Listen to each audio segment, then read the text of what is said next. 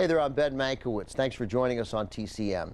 Today, film scholars recognize 1967 as the birth of the American New Wave, or New Hollywood, with its slew of angry, anti-authoritarian films.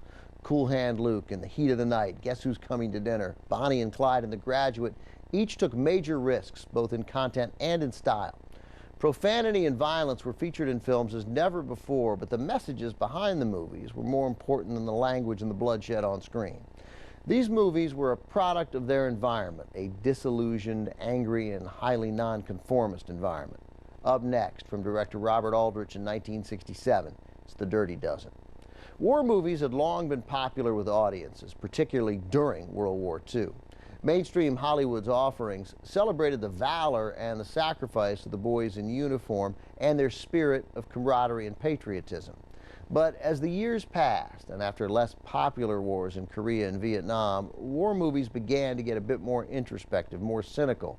And it's this stark departure in tone that makes The Dirty Dozen such a game changer. Made in 1967, it was part of the first crop of Hollywood films truly freed from the censorship of the production code. Movies that started to experiment with how far they could push the envelope.